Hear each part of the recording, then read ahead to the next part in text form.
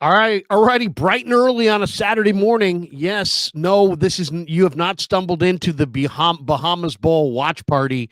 This is this is the 49ers, little 49er breakdown on the Krueg Show, brought to you by Pig and a Pickle. John Lund in the house. This show brought to you by BetUS. Let's go right now.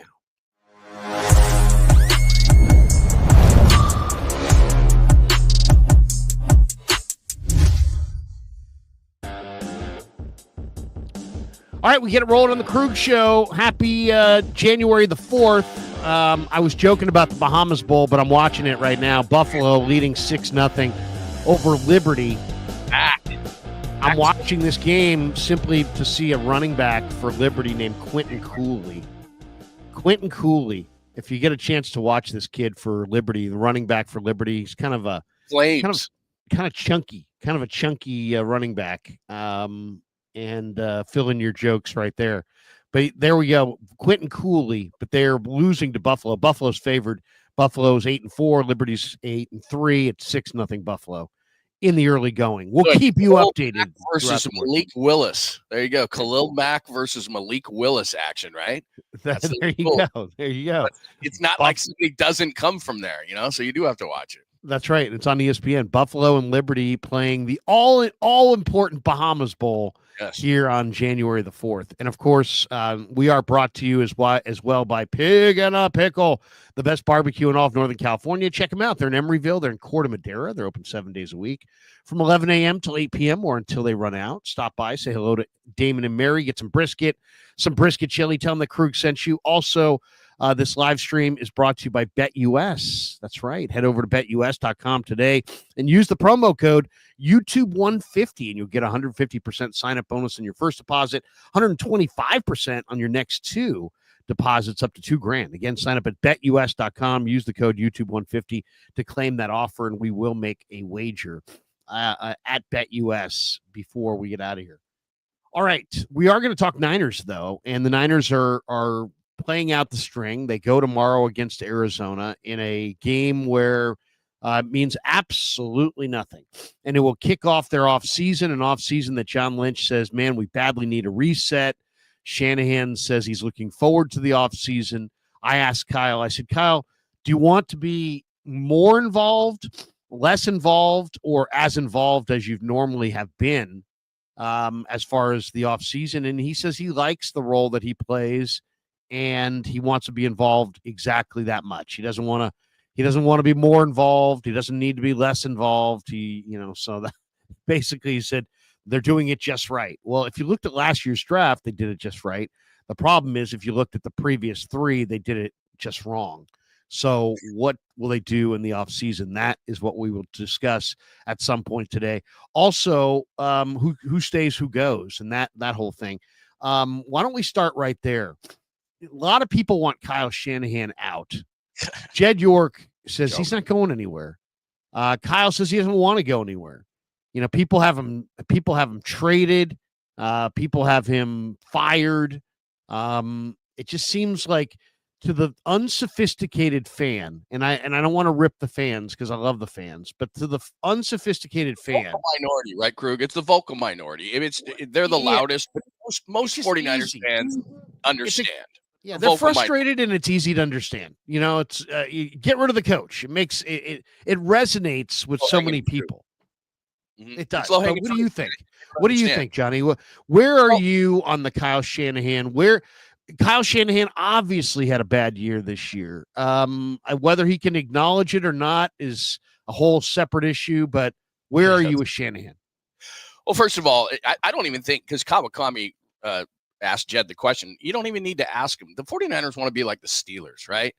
Chuck Noll to Bill Cowher to Mike Tomlin. There's continuity, and people don't understand that, who don't understand the game. It's a vocal minority. So I'm not ripping any 49er fan, because the majority of the 49er fans understand what John and Kyle have brought to the table. Have they made mistakes? Yeah, but rather than heightening mistakes, look at all the other teams around the league.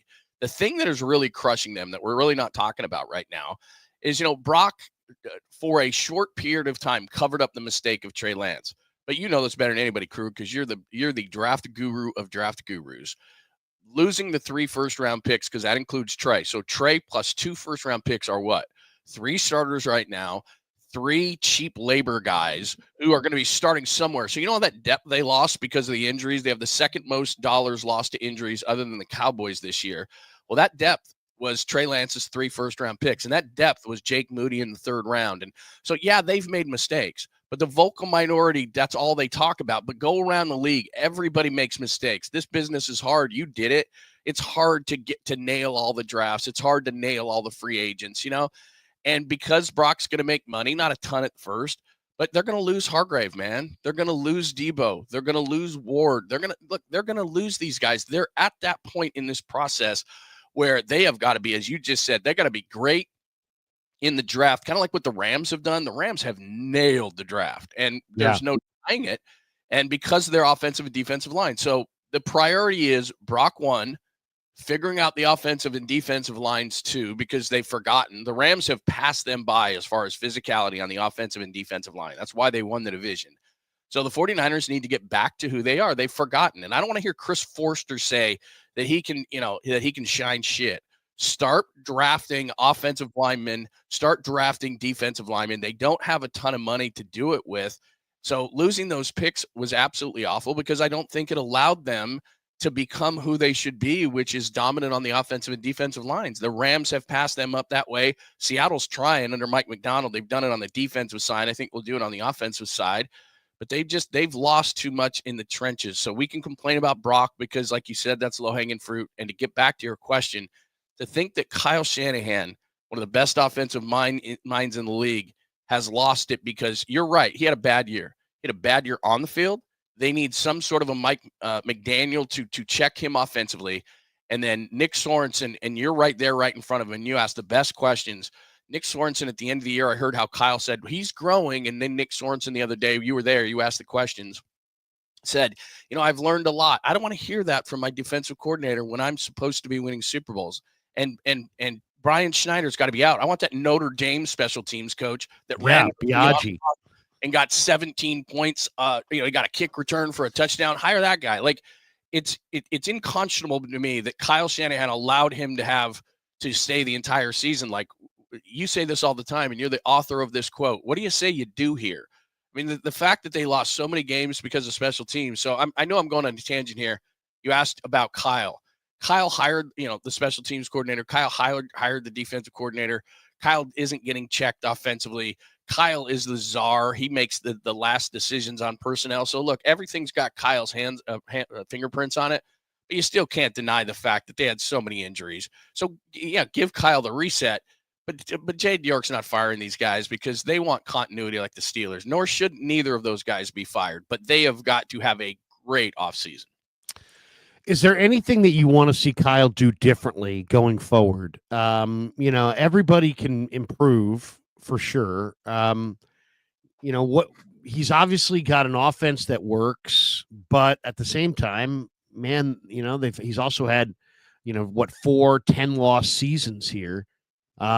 Is there something that he needs to do to change in your mind? Does he need to add an offensive coordinator, or not be involved in personnel, or just start to, adapt to the more modern, analytics kind of thinking as far as play calling and play sequencing? I mean, I get the sense, and this is the tough thing, because he's the head coach. He's responsible for everything, right? So it's like, it's all his responsibility. But like, give you an example.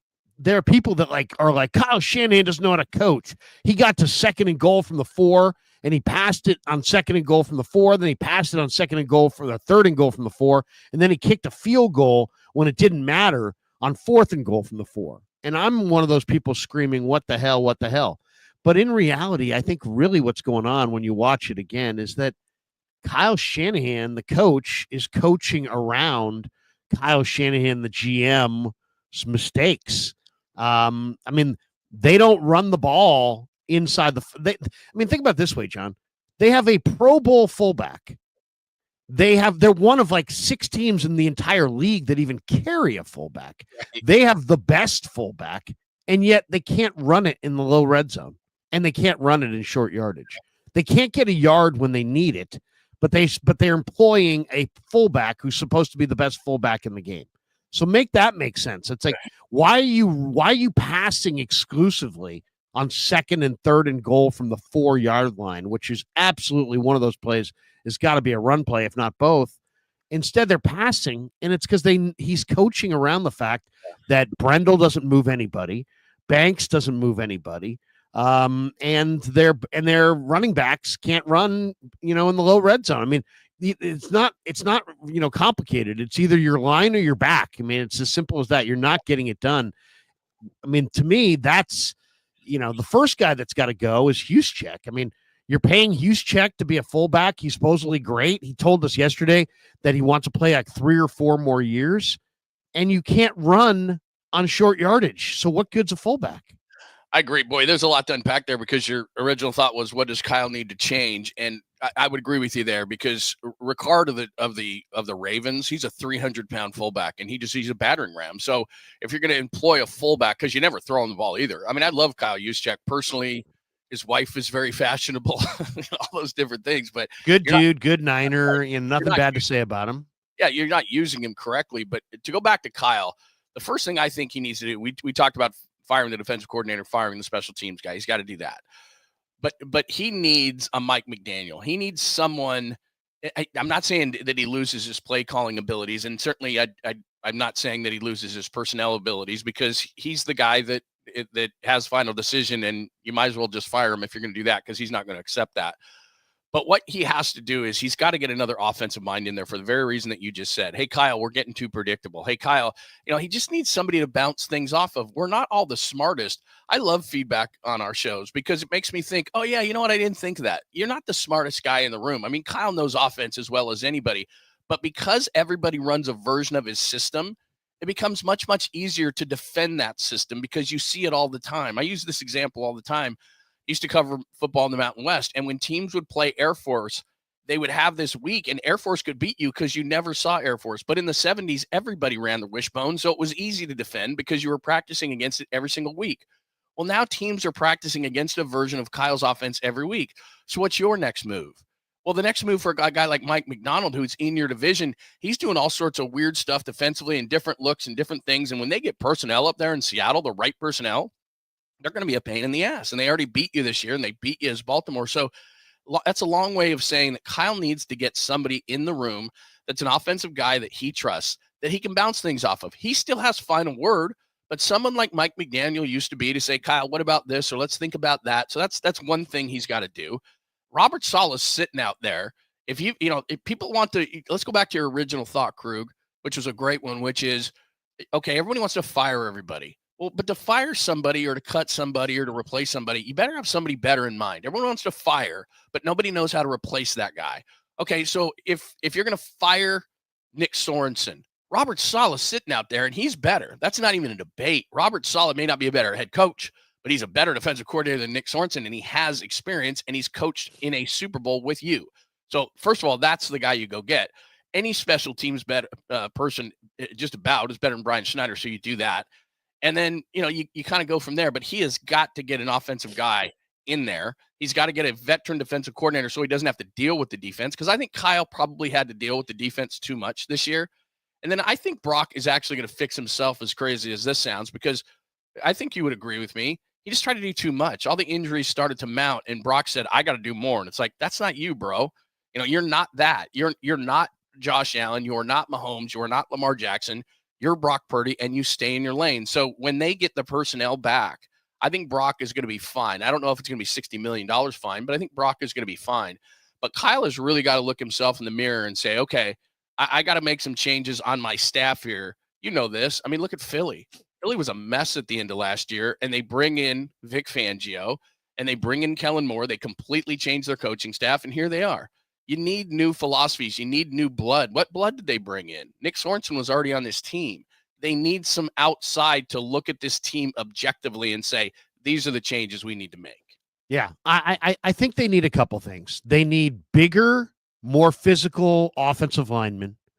They need faster, more elusive playmakers, speed-wise. And this is a great I think, free agent market for exactly what they need. I mean, McCole Hardman, Tutu Atwell, Rondale Moore, all kind of smallish burner, fast, super fast, receivers that could be perfect complements to what the Niners have. But yeah, I mean, I would like to see Kyle change his thinking of, first of all, it always has to be balance. They only have two modes. They're either offensively balanced or they're pass happy. They're never run happy. Good point. There's only two modes. They either pass as much as they run or they pass much more than they run. They never run much more than they pass. Well, look at the last few games, Krug. It's you don't even have to look at the scoreboard. It's 18 runs and 40 passes the last few games. Like they can't win that game. Right. And no balance. Right. And they weren't behind big in those games. The Rams game, for example, when the Rams had balance and the 49ers didn't. And we know the number when Kyle doesn't run the ball 30 times. I mean, they lose all those games. They were -2 in turnovers last time out, and they were 40 passes to 18 runs. You don't have to look at the scoreboard, man. You lose that game, period. Right. And they're trying to fool everybody. So, they can't run when they need to run, but they can run when they're not supposed to run. They can't pass when they need to pass. They can't pass when it's 3rd and 8, but they can pass when it's 1st and 10. And people think, oh, it could be a run, but then they can surprise you and run, but they can't, or they can surprise you and do whatever they're going to do on 1st down. But when it gets to 3rd down and it's 3rd and 1, they can't move anybody in short yardage. And when it's 3rd and long, they can't drop back to pass and without it being jailbreak on their quarterback. On both sides of the ball, right, is offensively and defensively. We throw the injuries aside for a minute. This is the worst team that Kyle Shanahan has fielded offensively and defensively on 3rd down, offensively and defensively in the red zone. I mean, those are the key downs. And I don't want to hear that Christian McCaffrey was out all season. Lots of teams don't have Christian McCaffrey. Everyone but the 49ers. Not everybody has Saquon Barkley. I get it. You've got to get it done, man. There's no excuses. And for Kyle Shanahan, and this is something you were alluding to, for Kyle Shanahan to be his team to be so bad on 3rd down and red zone and to be so inefficient on going forward on 4th down. That's what I'm talking about bringing somebody in. Hey, Kyle, we're not asking you to be Dan Campbell. Dan Campbell, mark my words, is going to do something stupid in the playoffs that's going to cost the Lions. He's going to do it. He did it last year in the NFC Championship game. Without his dumb decisions, they go to the Super Bowl. So he's going to do that again. So I'm not asking him to be Dan Campbell. That's reckless. But I'm asking Kyle Shanahan, with this great offensive mind of his and looking at analytics, people don't understand. He's old school. He listen, he's like his dad. You have got to find a happy medium because that's what this league demands. 4th and 1, 4th and 2. You're supposed to be this brilliant offensive guy, and I believe still that he is. But dude, you can't be so conservative. You can't count on Jake Moody to make field goals. You know that. Stop doing that. So there's got to be a guy offensively that comes in and just doesn't overlook on this offense that Kyle trusts, whether it's a veteran guy, whatever the case may be, who's not telling Kyle what to do or how to play call, but he's got to get better on 4th down. They got to get better on 3rd down. They got to get better in the red zone. And I don't want to hear that it's all got to be Christian McCaffrey because it doesn't. There's enough offensive weapons. Jauan Jennings is bigger than everybody. Go up and get it. Kittle's had an amazing season. Your other running backs aren't bad. Ricky Pearsall just showed last time out. He's going to be good in the slot. Debo's not going to be around. But you've got to be better. You've got enough offensive weapons. I don't want to hear that. Brock's legs even work. I mean, you've got to be more aggressive. They've got to be better in the red zone, better on 3rd down, and better in terms of deciding when to go for it on 4th down. He is way too conservative, which goes to that. If people want him fired, this is probably number 1 on the list, right, Krug? The 4th down and not 4th down, 4th quarter and not being able to come back. That stat that's out there of, what is it, 0-48 or whatever. And right. Brock doesn't do it either. Doesn't come back either. That's inexcusable for a guy with the offensive talents of Kyle Shanahan. You can't have that goose egg there and coming back in the 4th quarter, which seems to me, to the vocal minority, to be number 1 in the reason to fire Kyle, which is still ridiculous, but he's got to do something about that. I think he's got to change. And where does he change? I think he's got to change at fullback, because if you really think about it, they have a fullback, but they're terrible on short yardage. They have a fullback, but how often do they actually use him as a lead blocker? Not very often. They have a fullback, which takes away one receiver or one explosive weapon, but they're not really utilizing that fullback. To me, I think they ought to change the fullback. I think they ought to get rid of 𝐬𝐮𝐞𝐿 and go with a multi-positional fullback. In other words, right now you have Guerendo, and Guerendo's obviously not a running back from the standpoint of he runs so upright. He's going to take tons of hits. Even if he's a running back, he'll never be a bell cow back because you can't hand it to him 20 times. He's going to fumble. He's going to get rocked. He runs totally straight upright. He's super fast. He's a great change of pace back. He can catch it. What they ought to use him as is a fullback as a receiver and throw it to him out of the backfield because he's a total mismatch. And then there's a guy for Ole Miss that I was watching the other day in the Gator Bowl, in the Tax Slayer Gator Bowl. Yes. Which was a must watch. But you had Ole Miss, and they've got a defensive tackle named 𝐸𝐵𝐵𝐿. Yeah, I've seen that. And they're running him as a fullback on short yardage, and but he's playing defensive tackle. He's a really good defensive tackle. You could draft this guy as a defensive tackle in the 3rd or 4th round and be totally happy with him as a defensive tackle. What I'm suggesting is Niners draft this guy, use him as a defensive tackle, and spot him the way the Ravens spot Ricard, and have this 300-pound, crazy athletic, crazy fast guy who you can hand it to in short yardage. So then, you've got Guerendo for the fullback jobs that, need speed and explosiveness. And then you've got 𝐵𝐵𝐿 for the fullback job when you need to just ram it up in there or go for short yardage or have this dominant lead blocker on the goal line or, in short yardage. They need to change their fullback position because right now their fullback is expensive and not all that useful. And to me, they need to have a much more useful fullback.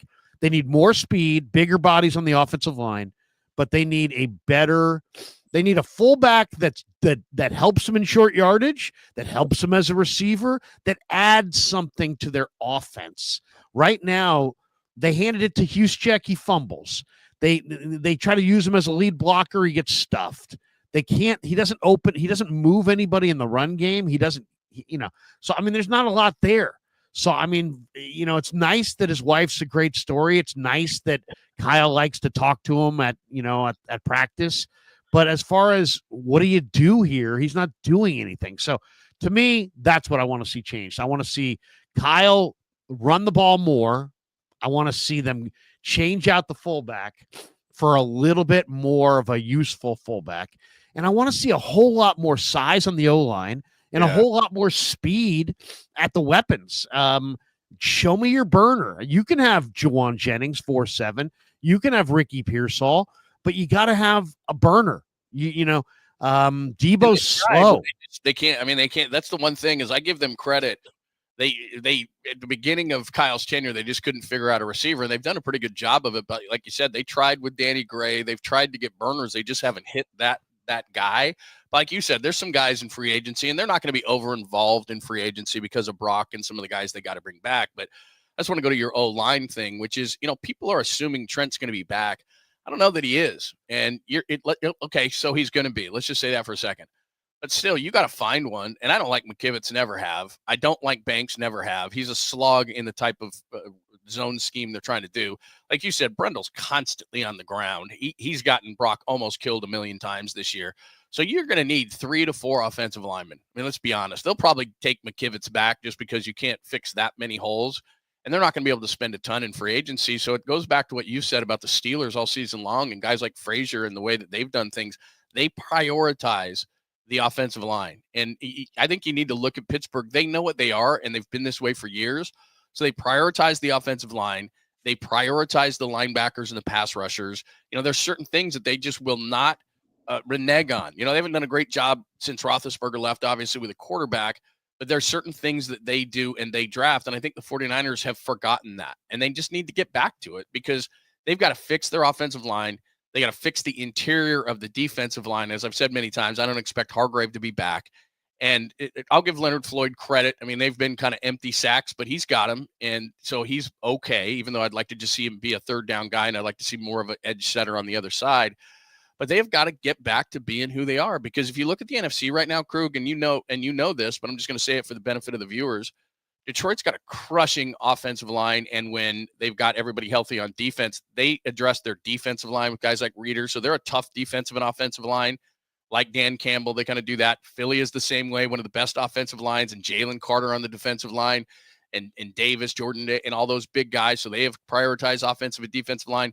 The Rams got sick of getting pushed around by the 49ers, invested money in their offensive line, invested draft picks in their defensive line. Look at the teams that are going to the playoffs. They punch you in the face. The 49ers no longer do that. So Kyle wants to run the ball, as you said.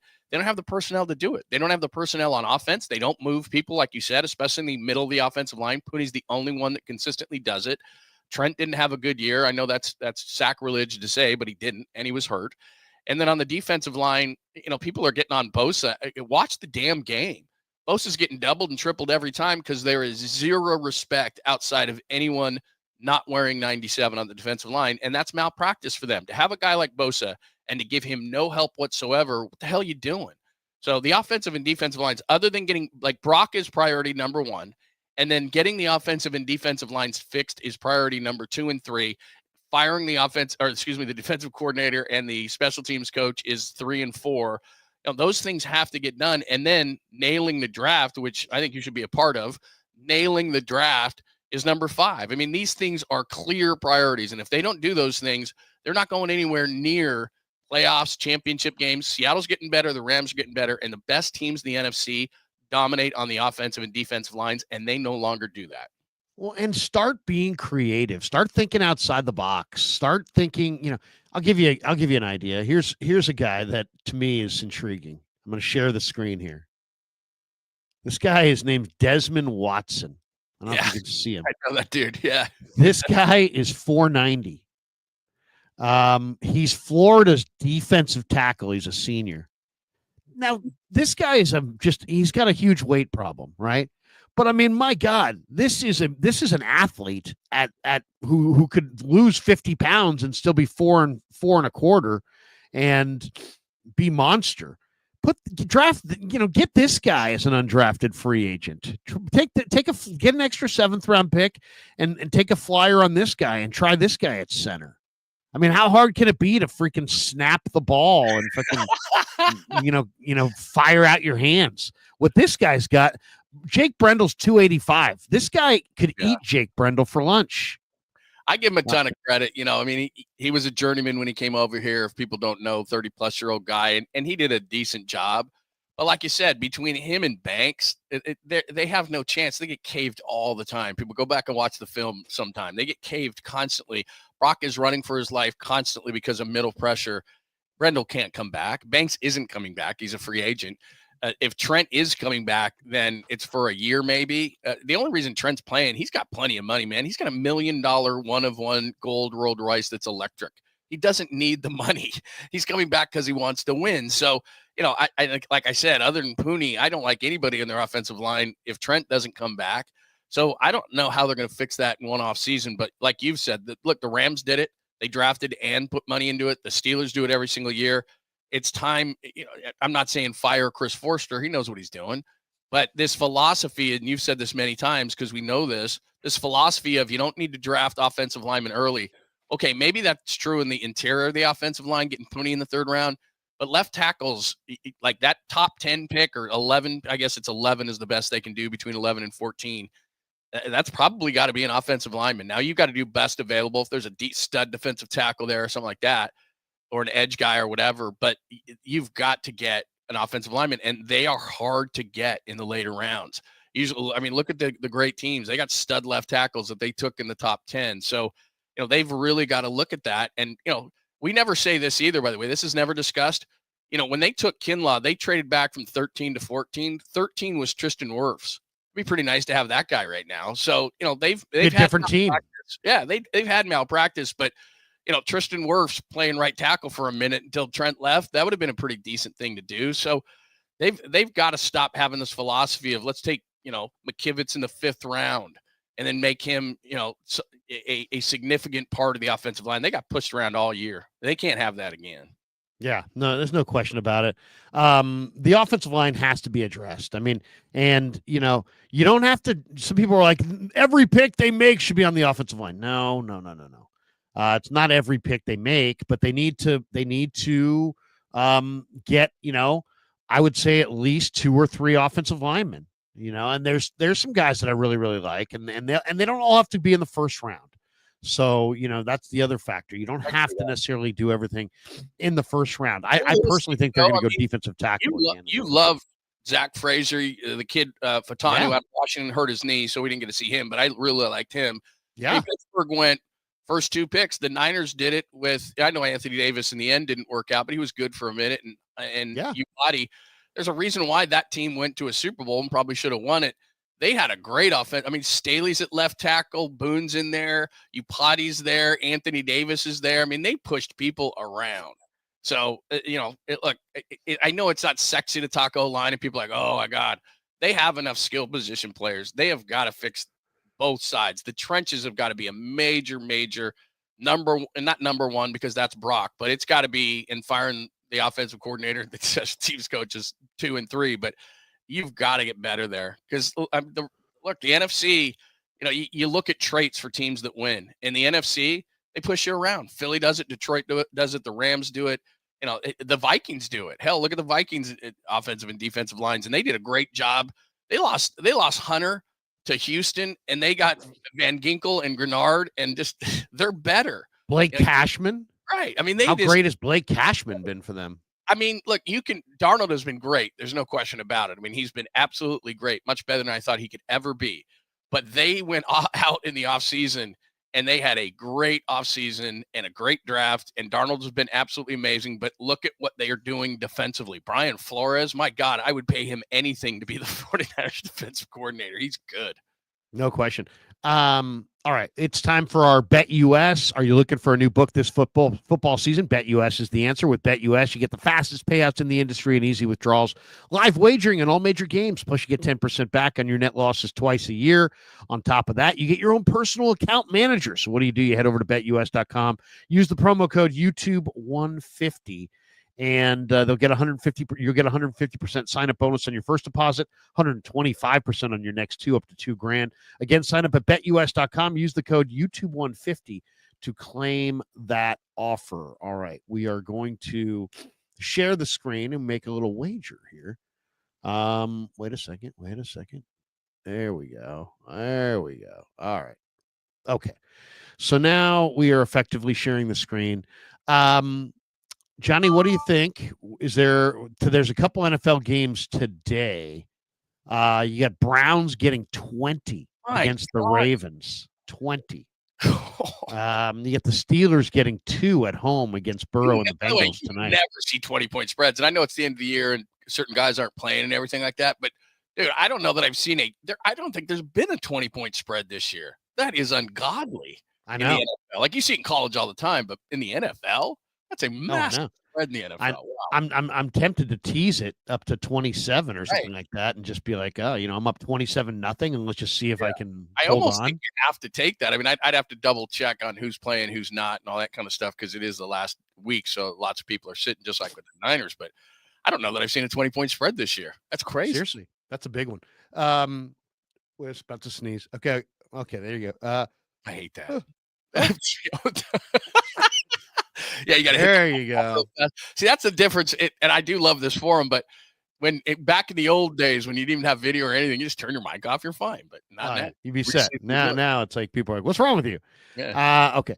Steelers getting 2 at the Bengals. Okay, those are today's games. Now tomorrow you have Buccaneers giving 14 to the Saints. Wow. You have the Bills giving only 3.5 to New England in New England, but Josh Allen probably isn't going to play. That would be my guess. Packers -10 against the Bears at Lambeau. I think I would take that. That's a lot of points, but the Bears, Caleb Williams. Bears are bad. Oh, God. The Bears are bad, and the Packers are just, I almost think the Packers are better when they get in that run mode, Jets, Dolphins in MetLife is a pick. Chiefs -Mahomes in Denver. Chiefs are getting 10.5. You know what? I'm not a huge they're starting Carson Wentz in that game, and I get it. But you're giving Kansas City 10.5. And I know they're not going to be playing anybody. They've got everything. And, Denver still has faint playoff hopes. But my God, man, anytime I see Chiefs are 10.5-point dogs, I don't know, man. I know Andy Reid and all that kind of stuff. And I've never Carson Wentz ever since he hurt his knee. I think it was against the Rams years ago. He's never been the same. But, man, that's tempting. Giving the Chiefs 10.5, no matter who's on the field with Andy Reid. I don't know, man. Yeah, let's have some fun with this. Let's take Chiefs plus the 10.5, and we'll parlay that. So we'll go Chiefs. Ooh, parlays! I love parlays, but they never pay for me. If I have a 3-team parlay, I hit 2. If I have a 4, I hit 3. I mean, that's parlay rules. Okay, so that's the first leg of the parlay. I kind of like the Chargers -5 against the Raiders. Raiders have won a couple in a row, and come on. Position. The last thing the Raiders want to do is win 3 in a row. So I'll take the Chargers there. Chargers are too buttoned up for the Raiders. The fighting Harbaughs. Yeah, then there's Falcons at Panthers. Penix giving 9 against the. He's looked good, hasn't he? Yeah, he has looked good. He's got a great arm. Then there's Commanders -6.5 at Dallas. I wonder, do they have anything to play for? Dallas certainly doesn't, but no, probably not. Position? That Seahawks-Rams one is interesting because the Rams are playing nobody, just to go back to a Harbaugh. And Geno Smith, you've seen this because you know everything, Krueg. Geno Smith has $6 million of incentives on the line. Wow. So watch Seattle in that game. And they don't play well usually against the Rams, but Jimmy is starting that game for the Rams. The Rams are playing nobody. And I think that Seattle's going to be motivated because there's yardage, wins. There's all these different things for Geno Smith. That's a $6 million game, like the $6 Million Man. Da-na-na-na. But that's a $6 million game for Geno Smith, and Jimmy's starting for the Rams. I might take Seattle because those guys love Geno Smith, and I think they're going to be motivated to get Geno Smith as many of his incentives as they possibly can. So there's a little insight for you. Nice. Couple that I like. I like the Eagles -2 against the Giants. I don't care who's playing. I'll take the Eagles. To me, the Eagles are too good for the Giants no matter what. And it's in Philly. All they got to do is win by 2. No, I'll take Philly there. And so I'll take Philly. And then I also kind of like the Lions over the Vikings. Great game 272, and it's for NFC home field. What a great game that is. I know. I mean, who do you like in that game? I know it's in Detroit, but Minnesota has looked like a juggernaut. And like we saw, Detroit's got a lot of defensive injuries. And I think that I never thought I'd be saying this because I was just never a Darnold guy, but they're just playing so well on both sides of the ball, and Brian Flores and the blitzes and all that kind of stuff. And look, I got a ton of credit for the Lions, but they don't have Montgomery. They don't have the defense. I know that place. I covered games in Detroit for a long time when they were terrible, and that place rocks even when they're bad. But Minnesota has looked really good. It's hard to bet against them, and they're pretty much full squad. And Detroit's got all those injuries. The Niners easily could have won that game. I know the Lions didn't need to win it, but I know they wanted to win it. So, you know what? I might go for an upset there and say Minnesota, and they would have home field advantage throughout. Wow. Okay, so this is what I'm wagering. This is what I decided. I'm doing a 4-leg parlay. Okay. I don't know if I have the balls, by the way, to take Minnesota, so I would hate to screw your parlay on that. Well, I'm going to take Detroit. I just got to go Detroit. Detroit at home. I think Detroit's going to lose in the playoffs, but I think they're going to win until the playoffs. Mm-hmm. I'm going to take Detroit -3, Philly -2, Chargers -5. And Chiefs getting 10.5. I know that Mahomes isn't playing, but man, you're going to give Andy Reid 10.5? I mean, come on. I mean, that's too good. I'll take that. It's $20 to win $241.57. Bro. So there we go. If we go 4 for 4, we're going to win $241.57. And thanks to BetUS for being a proud sponsor of the Krueg Show. Once again, head over to BetUS.com and use that promo code YouTube150. And thanks to BetUS for being a proud sponsor of the Krueg Show. All right, couple more thoughts with John Lund, who's in the house on a Saturday morning as we talk Niners in advance of the final game of the regular season. Let's talk John Lynch. John Lynch didn't have any experience when he took this job. And yet, man, they've had one of the deeper rosters in football. Found guys like George Kittle and Hufanga and DJ Jones on day 3, Brock Purdy, and made some amazing trades. The trade for Trent Williams, an amazing trade. The trade for, even other guys like Charles Omenihu was a great trade. Right. Trading for, obviously, McCaffrey was a great trade. So he's made some really good trades. He's been really good on day 3. But the 49ers, I have 5 moves that he has made that have put them where they're at. And number 1 was trading Buckner and drafting Kinlaw in 20. Yeah. Number 2 was trading up for Trey Lance and then going Lance, Banks, Sermon, and Ambry Thomas to start the 2021 draft. That's mistake 2. And mistake 3 was the 2022 draft, where they had 3 picks in the top 100 and they took Drake Jackson, Ty Davis Price, and Danny Gray. Mistake 4 was the 23 draft, when they also had 3 picks in the top 100 and they took Jair Brown, Jake Moody, and Cam Latu. So basically from 2021 through 2023, those 3 drafts, the 49ers in the first 3 rounds went 2 for 12 in the first 3 rounds. No starters. The 2 hits are Jair Brown and Aaron Banks, guys that you're probably not going to give a second contract to.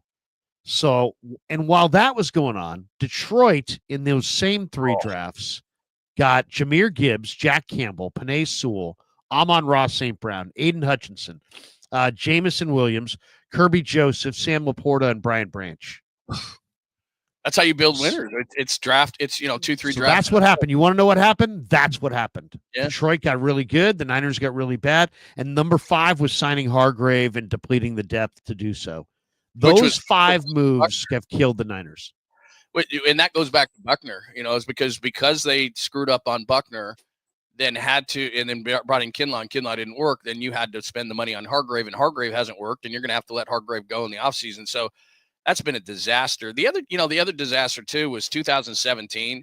That was a disaster because you took Solomon Thomas, you moved back. The Bears take Trubisky over Mahomes, but because you got Jimmy Garoppolo, you thought, well, we're not even going to look at the quarterbacks. And you've talked to Kyle much about this too. Is that they didn't even look at quarterbacks that year. And I know Deshaun Watson is a piece of garbage now, but at one point he was really, really good. So at number 2, they sat there. And Mahomes went 10 to Kansas City, and they didn't even look at quarterbacks that year because of Jimmy Garoppolo, who they had acquired. They take no, they hadn't acquired Jimmy Garoppolo at that point. They were thinking of Kirk Cousins. I think the thinking is that they got hired right now. Yeah, they got hired right now, and right now and John was not somebody's director of college scouting. Yeah. Right. They hired John out of the booth, and he wasn't anybody's director of college scouting. And they hired Kyle Shanahan as an offensive coordinator away from Atlanta. He wasn't anybody's director of college scouting. So they technically got into their draft process with their 2 prime decision makers having never seen a college game, basically. And it was like the first week of January. So you know what? At that point, even though they made a crucial mistake in punting on the draft that ultimately netted Mahomes for Kansas City. I do understand why they did, because they felt like they were coming into a 20-chapter book in the 12th chapter, but they didn't think they could catch up. I think that it taught them a very valuable lesson, which is, I think, and the Packers had this philosophy for years, you got to look at quarterbacks every year. You got to look at them every year. I don't care if you extend Brock Purdy for X amount of years. You got to look for a quarterback every year. And if you don't draft one, that's fine, but you have to look at them. So taking Thomas was a killer. And then they trade up to get Reuben Foster. And then Witherspoon after that. Beathard was a complete joke. They had to be talked into. Joe Williams. That was a complete bomb. And now they do this a lot in their drafts. They get saved by Kittle in the 5th round and J.J. Jones in the 6th. And then you go the next year. And I know that people like McGlinchey, but I don't know if you adhere to this. But if you don't sign a player that you take in the 1st round to a second contract, that's a failure. So McGlinchey goes to the Broncos. You don't sign him to a second contract. I don't care how good he was. That's a failure. Then you take Dante Pettis before you realize what kind of receivers you're looking for. You were looking for tough, guys who will block. Pettis was not that. But then you get saved by Warner in the third round, right? And you don't realize what kind of talent you have in DJ Reed, who you and I were actually on KNBR doing a Saturday show, and DJ Reed comes on, and it's like, this dude's Deion Sanders. Remember that interview we did with him? And it was me, you, and John Middlecoff doing a Saturday draft show, and we dipped into the DJ Reed draft party. He was like, my shit don't stink. I'm the bomb. I'm going to shut people down. This is the DJ Reed era. I mean, he was so cocky. I was like, it was awesome. But he was good. And then Seattle took him, and then they nailed the draft, obviously, in 19 with Bosa, Debo, Wisnowski, Greenlaw. They did a great job in that draft. But then they bomb again. Now they get Ayuk, great. They traded up for him, but Kinlaw is a complete bomb. They get Juwan in the 7th round again. And then the one that killed him, 2021, when they took Lance, Banks is a bomb, Sermon's a bomb, Ambry's a bomb. I give more credit for becoming what he's become, but you get Lenore and Hufanga late in that draft and Mitchell. So again, the late round save you. But to me, this Trey Lance thing, nobody's talking about it because Purdy has erased that mistake in a lot of people's minds. But Krueg, what could you be doing right now? This is 2021. So these players should be about 24 to 25 years old that you would have taken. So that's 3 first-round picks. So Lance, you lose as a first-round pick. 2022, you lose your first-round pick. 2023, you lose your first-round pick. So these are players that are aged 21 to 24 right now. They are cheap labor. They are first-round picks that I just talked about how terrible they've been in the first round outside of Bosa. But they should be they should be better than average starters, not making a lot of money. And so we ask ourselves, geez, why are the 49ers so top heavy? They're paying all these guys and they have these injuries and they have zero depth. They have zero depth because Trey Lance bombed. And then so you lost that first round pick and picks in 22 and 23. And those drafts sucked. Well, they sucked because you didn't have a first round pick because you gave it away for Trey Lance. So as much as we say Brock Purdy made up for that mistake, he did not. They don't have depth this year because they lost 3 first-round picks and got nothing for them. Well, I mean, just look at it. I mean, 23, 22, and 21, those drafts, they went 2 for 12 in the first 3 rounds. If there's 10 misses there in the first 3 rounds, if they had 10 players on their team right now that were drafted in the first 3 rounds of the draft in the last few drafts, they would be a completely different football team. That is the number one reason. That we can point to the schedule, we can point to all kinds of things, and they're all appropriate and they're all fair to discuss. But the number one factor is this backslide is 21 mostly because they went 1 for 6 because they went 1 for 4 with Banks being the only one that they hit on in their first 4 picks, but then they also traded 2 additional future picks for Lance. So essentially you went 1 for 6 in the top of the 21 draft. You went 0 for 3 in the 22 draft, and you went 1 for 3 in the 23 draft. It adds to 2 for 12. And you can't go for 2 for 12 while the Lions are hitting on star picks. Now, what did the Lions do that the Niners didn't do? Well, they had Brad Holmes, who came in from the Rams, but then they also brought in John Dorsey as a consultant. And who brought in John Dorsey before the Lions did? The Chiefs. Yep. The Chiefs. And before Brett Veach had full control, John Dorsey had a big hand in a lot of the Chiefs drafts there for a while. The Niners need to do the same thing. I realize John Lynch is the face of the franchise and guy that everybody respects, but when you've missed like he's missed in the top of the draft, I don't think it's crazy to be like, hey, maybe pay $250,000 for a John Dorsey draft consultant just to put another set of eyes on it, just to give yourself a little bit more draft, another set of eyes, intel. Yeah, another set of eyes, another set of veteran eyes. Well, I mean, there's not this whole thing. Everybody could use help. Yeah. I think that, again, it goes back to this whole philosophy that they need to adapt over the offseason, which is let's get another set of eyes on everything.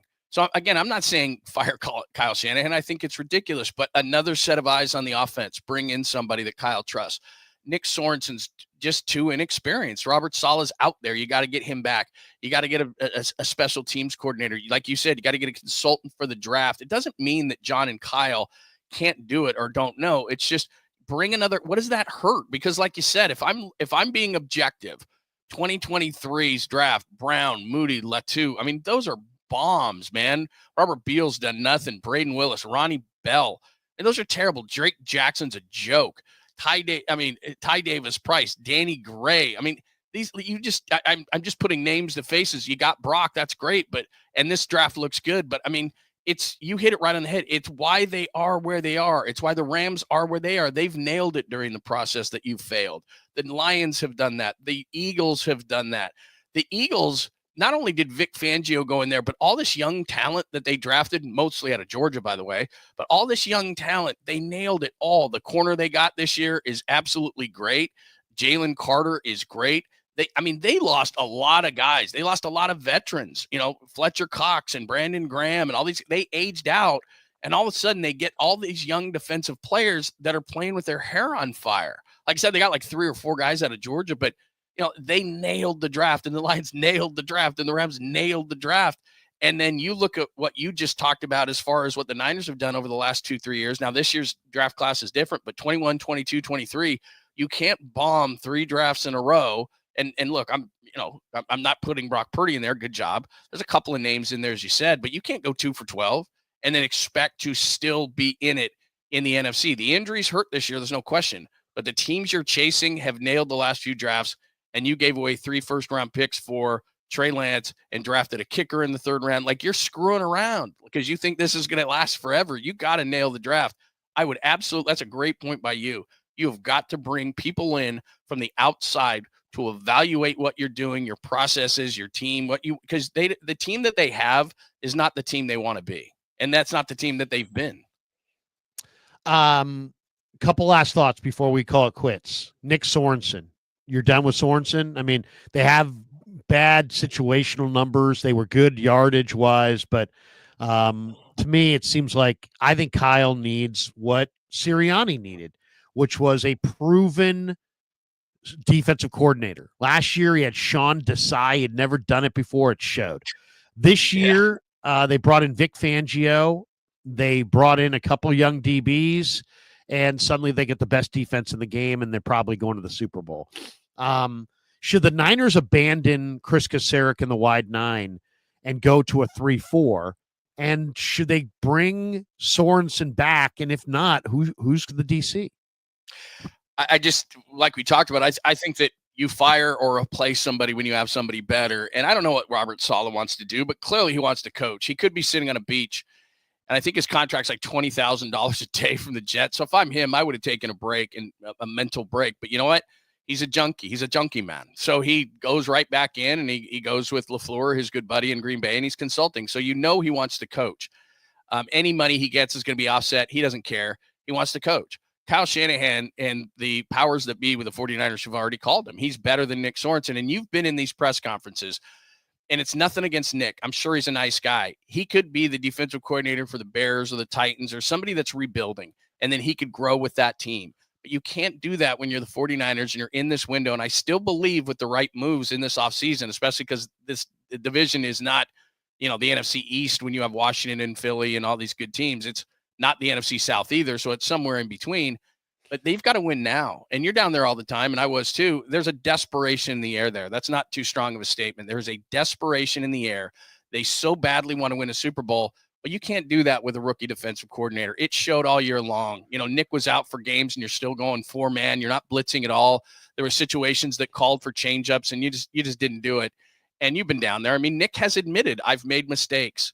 I'm going to get better. Kyle has kind of changed his tune a little bit on Sorensen in these press conferences, where it goes from, I have a lot of confidence in Nick to, Nick's learning on the job. I don't want to hear when my team's in the Super Bowl window that the defensive coordinator, which for the 49ers is the second most important position on the staff, because Kyle's everything offense.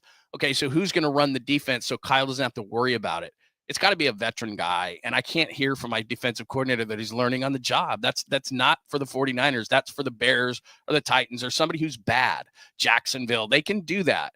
The 49ers cannot. So Nick has admitted that he's learning on the job. Kyle has admitted that Nick is learning on the job. That can't be your defensive coordinator, right? Well, I mean, the way Singletary used to be like, hey, man, I got to watch the film. And eventually you'd be like, dude, that's not a coverall. Right. Nick has settled into this, hey, man, just a communication breakdown. We're not forcing turnovers. Here's a communication that's real simple, and there'll be no breakdown. You're fucking fired. You know what I mean? You were sitting right there because I think you asked the follow-up question to it. But when he said he implicated himself, I mean, he said over the last 6 games we have no turnovers, this and that. Well, dude, that's on you. Like, the fact is that turnovers are not luck. People think they are. Because teams run the ball on you, that you can't stop the run. And guess what? 80% of turnovers come via the passing game. So if you can't stop the run worth a damn, guess what? You're not going to turn anybody over. They go hand in hand. You've got to get people, like you said, in those positions. Fred can punch it out, all these different things. There are ball hawk defensive backs. Don't give me this stuff. Lenore dropped one right over the middle. So look, player play against the Rams. Players play, coaches coach. I get it. But your defense is not causing turnovers. Your defense is not stopping the run. Your defense, you admitted guys are out of position and are making mental mistakes. So you're giving up explosives. Back to one of your quotes. What would you say you do here? You're giving up explosives. You're not stopping the run. You're not turning the ball over. If I'm sitting down with Nick Sorenson and I'm Kyle Shanahan and I say to him bluntly after the season in these meetings that they all have with players and coaches, why should I keep you? What's his answer that would make Kyle say, great point, you stay? What could he possibly say that would convince Kyle Shanahan to keep him? You don't force turnovers. You don't stop the run. You give up explosives. But outside of that, you're great. Nobody. The one thing I would say, if there's one issue with the Niners that I've centered on, it's that they're all too fucking comfortable. Yeah. Everybody's too comfortable. Lynch has failed at times in the draft. They have no draft consultant looking over his shoulder. Kyle, his offense seems like it's stagnated this year, and they've had some issues, and yet there are no changes at all. The defensive coordinator, everybody loves him. The players love him, except they don't stop anybody. It's like everybody loves everybody, except the results are not good. So it's like, I think right now, I know John Lynch would rather not have somebody looking over his shoulder. So what? Kyle Shanahan would rather not have, any assistants or anybody, evaluating him. So, too bad. I mean, I just feel like everybody, you talk to Forster, Brendel, and all these linemen look great. Well, you know what? They don't look great. So I think they either need to up their standards, more competition. There's just a little bit too much, a little too content in their situation across the board. Last question for you, as we got to run here, but who is in your ideal 2025 49er quarterback room, top to bottom?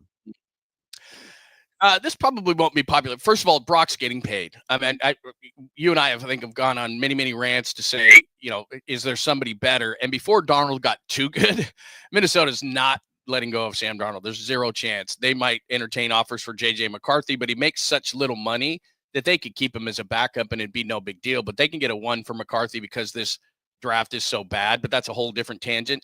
So you're not getting Darnold. There's nobody out there that's better. Don't give me Kirk Cousins. He was terrible this year off that Achilles. He's not coming here. That infatuation has long passed. So Brock's getting paid. Let's all just relegate ourselves to that fact.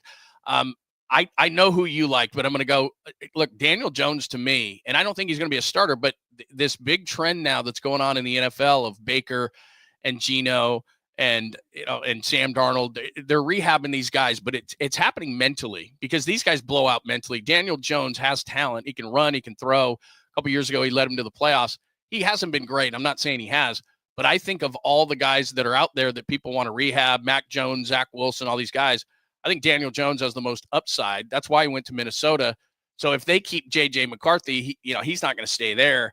I think Kyle Shanahan is very attractive for somebody. I think Daniel Jones having a vet. And then there's a lot, and you know this already because you're studying this stuff. There's a lot of quarterbacks that are, Sanders and Ward are going to go in the first round, but then it's beauty is in the eye of the beholder. I mean, there's a ton of quarterbacks in that mid-range to me, and whoever Kyle likes, I know that it's, he hasn't been great with quarterbacks. I understand that from CJ Beathard to Lance, but they did get Brock, obviously. But I'd like them to take one of those mid-range quarterbacks, whoever they like, with some athleticism. I know you like Riley Leonard out of Notre Dame. There's a number of different guys, but I think their room, they need a backup. They didn't have Allen sucked this year. I don't know what he was the backup to Joe Burrow. Great. I don't care. Like, what did he learn through osmosis that, the greatness of Burrow? Like he's a totally different guy. I don't care. So he's no good. They obviously don't have faith in Josh Dobbs because they're basically putting him out there to get killed against the Cardinals because they have no offensive line. Just run for your life, dude. So he's not going to be back. So, I wouldn't mind it if it was Brock, Daniel Jones, and the quarterback they like out of the draft. I'd be okay with Tanner Mordecai, Brock, and Riley Leonard. I think they need to go cheap.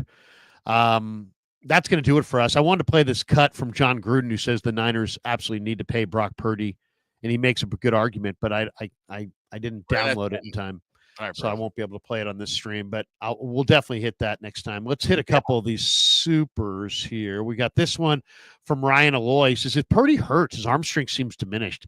I get having speed at wide receiver, but does Purdy have the arm strength to get it to the player? To me, his arm strength does look a little diminished this year, and I don't know. He says there's nothing there, but his deep ball is hung all year, especially second half of the year. Tired by the end of the year. That's not an excuse, but I mean, if there is an issue, I mean, remember, he's been throwing since camp. They don't really have a whole lot behind him, so probably in practice he's throwing a ton too. So yeah, he's probably got some tired arm, but I don't think it's a long-term deal. Do you? No, I don't. I think he doesn't seem concerned. I personally think he's got enough arm strength, but it's close. It's like he doesn't have arm strength to lose. That's for sure. Yeah. Right. Moises Rosales says, any hope for Aaliyah Davis? Reason he hasn't played. Aaliyah Davis, I think Tim Ryan said it to you and Greg a month ago. It's just that he's got small calves and he just doesn't play a lot of downs without getting hurt. And I just think there's a durability issue there long-term with Aaliyah. And then Niner Cali Boy says, Krueg, you see Gruden's take on paying Brock. I was trying to call it up here, but I don't think I'm going to be able to. Let's see. Maybe I will. Let's see. Let me see if I can play it here. Wait, hold on a second. That's a commercial. Let me see if I can. This is the greatness of the fun of this. We're all sitting there becoming producers on air in this realm, which is fun. Yeah, exactly. What we'll do is I'll get through this commercial here, and then as soon as it's time for Gruden, I think I will be able to play this and share the screen after the second commercial. Okay. Here, I'll fill some time real quick. Did you see that Gruden's a hot name in the coaching cycle for 2025? People are saying it's like, wow, all right, man, that would be interesting. I don't know that I would hire Gruden, and it has nothing to do with emails. But he wasn't so great with the Raiders, and he might have, the game might have passed him by to a certain extent. But I love him off the air. I think he's much better as a commentator than he is as a coach, but I could be wrong. But yeah, he's here it is. Actually, we'll play it right here, even though I'm on KNBR in a couple minutes here, so I do have to jump. But let me. You're never on time. I'm never on time, but if I'm late to this, they aren't on time. All right, here we go. Let me share the screen here, and then we can listen to Gruden saying his thing. Yeah, here we go. Free agency? No, I'd pay Purdy. I mean, you've already developed the guy. He covered your ass, man. I mean, if it wasn't for Brock Purdy, right, none of these things that are good in San Francisco happen. We'd be talking about Trey Lance. They gave up 3 first-round picks for Trey Lance. Yeah. And they get the guy in the last pick of the draft that allows you to get him out of here and put this kid in. Mm-hmm. He hasn't made any money, and he's taking you to Super Bowls. He's a winner. Missing Trent Williams. McCaffrey has not been right the whole season. I don't know what happened to Debo, really. And Ayuk has been out as well. Yeah. And you talk about a team that's lost players. Uh-huh. Kyle Shanahan has lost a lot of players on both sides of the ball, but I would definitely keep Purdy. I'm an owl, man. Who am I going to get to replace Purdy? Again, this. There you go. He's at the end there where it's like we talked about this. Okay, you want to fire Kyle. Who are you going to get? You want to fire, the defense coordinator where Robert Saleh's out there. We all want to fire and replace, but you got to have somebody better. And to me, there's nobody better than Brock. I mean, I don't love what he's done, but Gruden is right in that respect that they've lost a lot. And I think Brock just tried to do too much all year long. Get everybody back. Kyle tells Brock, settle down, dude. You don't have to do everything. Stay in your lane. Be what you were. Don't turn the ball over. Don't make dumb decisions. And I think Brock will be fine. But yeah, you got to swallow hard. He's getting 50. He's getting at least 55 because Trevor Lawrence got it. Tua got it. He's getting at least 55. You have your quarterback, build a fortress around him, get him better weapons, improve your defense, and you'll be standing in the winner's circle. That's going to be it for us. Join me in 15 minutes on KNBR for 49er forecast. Chris Babcock's going to stop by at 10:30. I love Babcock, and looking forward to that. Johnny, awesome stuff, man. Tell people where they can find you, where they can find John Lund Unleashed, the pod on YouTube, and the whole deal. We're growing the show, and check out the 𝐸𝐸 piece because you're the one who started all this stuff. But John Lund Unleashed pod on YouTube, at John Lund Radio on social media, and you can find me there. And please follow the pod. You're the best, man. You're the godfather of all of this, man. You did this, and there's a great piece in the 𝐸𝐸. It focuses on you greatly, and you deserve it. You've done a great job.